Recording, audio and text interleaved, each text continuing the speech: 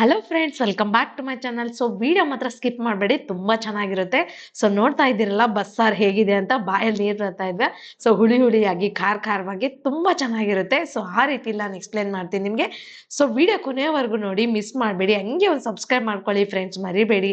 So ನೋಡ್ತಾ ಇದ್ದೀರಾ ಎಷ್ಟು ಚೆನ್ನಾಗಿದೆ ಅಂತ ಹೇಳ್ಬಿಟ್ಟು. ಸೊ ಬಸ್ಸಾರು ಅಂತಾರೆ, ಕೆಲವೊಂದ್ ಕಡೆ ಉದ್ಕ ಮುದ್ದೆ ಅಂತ ಹೇಳ್ಬಿಟ್ಟು ಅಂತಾರೆ ಉತ್ತರ ಕರ್ನಾಟಕ ಸೈಡು. ಸೊ ಇವಾಗ ನಾವು ಒಂದ್ ಕಟ್ಟಲ್ಲಿ ಅರ್ಧ ಕಟ್ಟನ್ನ ನಾನು ಸಬ್ಬಕ್ಷಿ ಸೊಪ್ಪನ್ನ ಸೋಸ್ಕೊಂಡು ತಗೊಂಡಿದ್ದೀನಿ. ಸೊ ಇದು ಬಂದ್ಬಿಟ್ಟು ಸಬ್ಬಕ್ಷಿ ಸೊಪ್ಪಿನ ಬಸ್ಸಾರು. ಸೊ ಈ ತರ ಸೋಸ್ಕೊಂಡು ತಗೊಳ್ಳಿ ನೀಟಾಗಿ.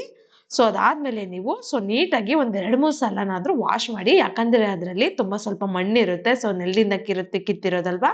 ಸೊ ಈ ರೀತಿಯಾಗಿ ನೀವು ಕಟ್ ಮಾಡ್ಕೊಳ್ಳಿ ಇದನ್ನ. ಸೊ ಅದಾದ್ಮೇಲೆ ಸ್ವಲ್ಪ ಸೈಡಲ್ಲಿ ಇಟ್ಬಿಡಿ. ಸೊ ಇವಾಗ ಇನ್ನೊಂದೇನಪ್ಪಾ ಅಂತಂದ್ರೆ, ಒಂದು ಪಾತ್ರೆಗೆ ಒಂದು ಬೌಲ್ ಆಗಷ್ಟು, ಇಲ್ಲಾಂದ್ರೆ ಒಂದು ಮುಕ್ಕಾಲ್ ಬೌಲ್ ಆಗಷ್ಟು ಬೇಳೆ ತಗೊಳ್ಳೋಣ. ಸೊ ಬೇಳೆ ತಗೊಂಡು ನೀಟಾಗಿ 1-2 ಸಲ ವಾಶ್ ಮಾಡ್ಬಿಟ್ಟು ನಾವು ಮೊದಲನೇದಾಗಿ ನಾವು ಬೇಳೆನ ಕುಕ್ಕರಲ್ಲಿ ಹಾಕ್ಬಿಡಿ, ತುಂಬಾ ಮೆತ್ತಗಾಗಿ ಹೋಗ್ಬಿಡುತ್ತೆ. ಹಂಗೇನೆ ಬೇಯಿಸಿ ಗ್ಯಾಸ್ ಮೇಲೆ. ಸೊ ಬಿಡಿ ಬಿಡಿಯಾಗಿ ತುಂಬಾ ಚೆನ್ನಾಗಿರುತ್ತೆ, ಬೇಳೆ ಚೆನ್ನಾಗಿ ಬೇಯುತ್ತೆ. ಸೊ ಅದಾದ್ಮೇಲೆ ಬೇಳೆ ಚೆನ್ನಾಗಿ ಮೆತ್ತಗೆ ಬೇಯಕ್ಕೆ ಅಂತ ಹೇಳ್ಬಿಟ್ಟು ನೀವು 1 ಸ್ಪೂನ್ ವರ್ಗುನು ಒಂದು ಆಯಿಲ್ ಹಾಕಿ ಚೆನ್ನಾಗಿ ಬೇಯುತ್ತೆ ಸಾಫ್ಟ್ ಆಗಿ. ಸೊ ಅದಾದ್ಮೇಲೆ ರುಚಿಗೆ ತಕ್ಕಷ್ಟು ಉಪ್ಪಾಕಿ. ಸೊ ಇವಾಗ ನಾವು ಬೇಯಿಸ್ಕೊಳ್ಳೋಣ. ಎಷ್ಟು ಬೇಯಿಸ್ಕೋಬೇಕು ಅಂದ್ರೆ, ಫುಲ್ ಕಂಪ್ಲೀಟ್ ಆಗಿ ಬೇಯಿಸ್ಕೊಬಿಡಿ, ಒಂದು 70% ಬೇಯೋ ತನಕ ಬೇಯಿಸ್ಕೊಳ್ಳಿ. ಸೊ ಅದಾದ್ಮೇಲೆ ಈಗ ಏನ್ ಮಾಡೋಣ, ಒಂದು ಹಂಚಿಡ್ಕೊಂಡು ಮೊದಲನೇ ಒಣಮೆಣಸಿನ್ಕಾಯಿನ ಈ ತರ ನೀವು ಫ್ರೈ ಮಾಡಿ. ಒಣಮೆಣಸಿನ್ಕಾಯಿನೂ ಹಾಕಿ, ಹಸಿ ಮೆಣಸಿನ್ಕಾಯಿನೂ ಹಾಕಿ, ಎರಡು ಹಾಕೋದ್ರಿಂದ ಟೇಸ್ಟ್ ಅನ್ನೋದು ತುಂಬಾ ಚೆನ್ನಾಗಿರುತ್ತೆ. ಇದಕ್ಕೆ 1 ಟೀ ಸ್ಪೂನ್ ವರ್ಗುನು ಎಣ್ಣೆ ಹಾಕ್ಬಿಟ್ಟು ನೀಟಾಗಿ ಫ್ರೈ ಮಾಡ್ಕೊಳ್ಳಿ. ಈ ತರ ಫ್ರೈ ಆದ್ಮೇಲೆ ಸೈಡ್ಗೆ ಎತ್ತಿಟ್ಕೊಳ್ಳಿ ಇದನ್ನ. ಅದಾದ್ಮೇಲೆ ನೀವು 1 ಈರುಳ್ಳಿ ಇಲ್ಲ ಅಂದ್ರೆ 1.5 ಈರುಳ್ಳಿನ ಕಟ್ ಮಾಡ್ಕೊಂಡು ಅದಕ್ಕೂ ಒಂಚೂರು ಆಯಿಲ್ ಹಾಕ್ಬಿಟ್ಟು ನೀವು ಈ ತರ ಫ್ರೈ ಮಾಡ್ಕೊಳ್ಳಿ. ನೀಟಾಗಿ ಫ್ರೈ ಮಾಡ್ಕೊಳ್ಳಿ. ಈರುಳ್ಳಿ ಹಸಿಯಾಗಿದ್ರೆ ಸಾಂಬಾರು ಬೇಗ ಕೆಟ್ಬಿಡುತ್ತೆ ಬಸ್ಸಾರ್ ಅನ್ನೋದು. ನೀಟಾಗಿ ಕೆಂಪಗಾಗೋವರೆಗೂ ಫ್ರೈ ಮಾಡ್ಕೊಳ್ಳಿ ಈರುಳ್ಳಿನ. ನೋಡ್ತಾ ಇದೀರಲ್ಲ, ಈ ತರ ಕೆಂಪಗಾದ್ಮೇಲೆ ಪಕ್ಕಕ್ಕೆ ಎತ್ತಿಟ್ಕೊಳ್ಳಿ. ಅದಾದ್ಮೇಲೆ 1-2 ಟೊಮೊಟೊನ ಕಟ್ ಮಾಡ್ಕೊಂಡು ಇದನ್ನು ಅಷ್ಟೇನೆ ಆಯಿಲ್ ಹಾಕ್ಬಿಟ್ಟು ಫ್ರೈ ಮಾಡ್ಕೊಳ್ಳಿ. ಈಗ ಒಂದ್ ಪ್ಲೇಟ್ ಮುಚ್ಬಿಟ್ಟು ಹಂಗೆ ಇಡಿ 2-3 ನಿಮಿಷ. ಈ ತರ ನೀಟಾಗಿ ಸಿಮ್ಮಲ್ಲಿ ಇಟ್ಬಿಟ್ಟು ಬೇಯಿಸ್ಕೊಳ್ಳಿ ಇದೆಲ್ಲದನ್ನು. ಮೀಡಿಯಂ ಫ್ಲೇಮಲ್ಲಿ ಇಟ್ಬಿಟ್ರೆ ಒತ್ತೋಗ್ಬಿಡುತ್ತೆ. ಅದಾದ್ಮೇಲೆ 1 ಟೀ ಸ್ಪೂನ್ ಆಗೋಷ್ಟು ಜೀರಿಗೆನ ಹಾಕೊಂಡು ಜೀರಿಗೆನು ಫ್ರೈ ಮಾಡ್ಕೊಳ್ಳಿ. ಜೀರಿಗೆ ಹಾಕೋದ್ರಿಂದ ತುಂಬಾ ಟೇಸ್ಟಿಯಾಗಿ ಬರುತ್ತೆ. ಸೇಮ್ ಸ್ವಲ್ಪ ಹೋಳಿಗೆ ಸಾಂಬಾರ್ ಬಂದಂಗೆ ಬರುತ್ತೆ. ಅದಾದ್ಮೇಲೆ ಹಸಿ ಕರಿಬೇವನ್ನ ಹಾಕಿ ಇದನ್ನು ಫ್ರೈ ಮಾಡ್ಕೊಳ್ಳಿ. ತುಂಬಾ ಜನ ಕೊಬ್ಬರಿನೂ ಹಾಕ್ತಾರೆ. ನಾನು ಇಲ್ಲಿ ಒಣ ಕೊಬ್ಬರಿ ಹಾಕ್ತಾರೆ, ತುಂಬಾ ಜನ ಹಸಿ ಕೊಬ್ಬರಿನೂ ಹಾಕ್ತಾರೆ, ಬಟ್ ನಾನು ಕೊಬ್ಬರಿ ಹಾಕ್ತಾ ಇಲ್ಲ. ಅದಾದ್ಮೇಲೆ ನೋಡ್ತಾ ಇದ್ದೀರಲ್ಲ, ಬೇಳೆ 70% ಕುಕ್ ಆಗಿದೆ.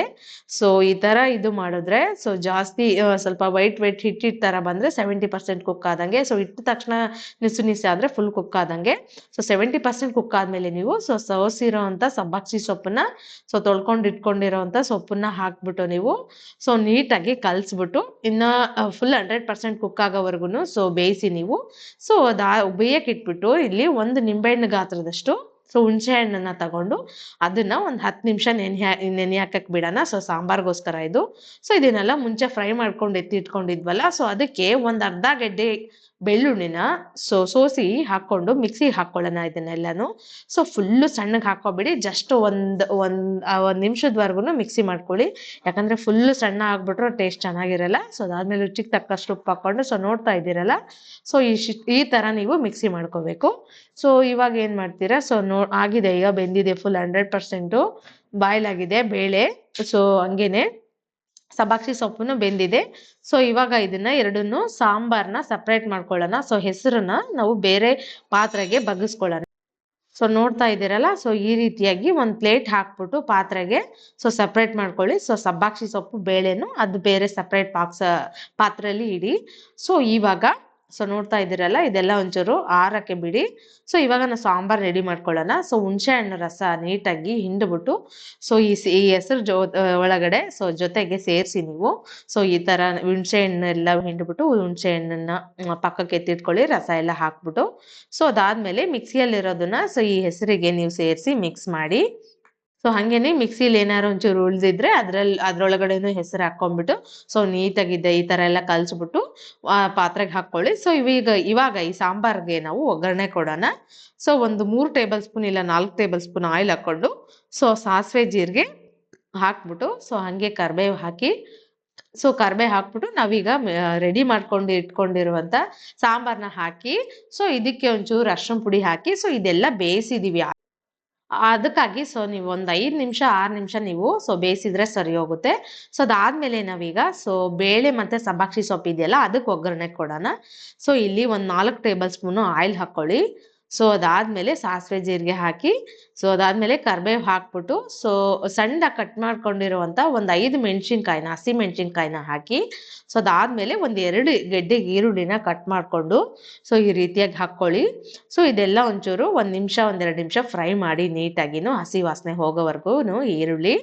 ಸೊ ನೀಟಾಗಿ ಫ್ರೈ ಆದ್ಮೇಲೆ ನೀವು ಸೊ ಒಂಚೂರು ಅರ್ಶಿನ ಪುಡಿ ಹಾಕಿ, ಸೊ ಅರ್ಶಿನ ಪುಡಿ ಹಾಕ್ಬಿಟ್ಟು, ಸೊ ನಾವು ಆಲ್ರೆಡಿ ಬೇಯಿಸಿ ಇಟ್ಕೊಂಡಿರ್ತೀವಲ್ಲ ಸೊ ಸಬ್ಬಾಕ್ಷಿ ಸೊಪ್ಪುನು, ಸೊ ಹಂಗೇನೆ ಬೇಳೆನು ಅದನ್ನೆಲ್ಲ ಎತ್ತಿಟ್ಕೊಂಡಿರ್ತೀವಲ್ಲ, ಸೊ ಅದನ್ನ ಹಾಕ್ಬಿಟ್ಟು ಸೊ ಹಂಗೆ ಜಸ್ಟ್ ತಿರುವಿ 1 ನಿಮಿಷದವರೆಗೂ ಜಾಸ್ತಿ ಒಲೆ ಮೇಲೆ ಬಿಡಬೇಡಿ, ಸೊ ಒತ್ತೋಗ್ಬಿಡುತ್ತೆ ಅದು.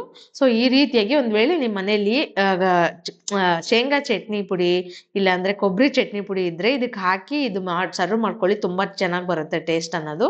ಸೊ ನೋಡ್ತಾ ಇದ್ದೀರಲ್ಲ ಫ್ರೆಂಡ್ ಎಷ್ಟು ಚೆನ್ನಾಗಿದೆ ಅಂತ.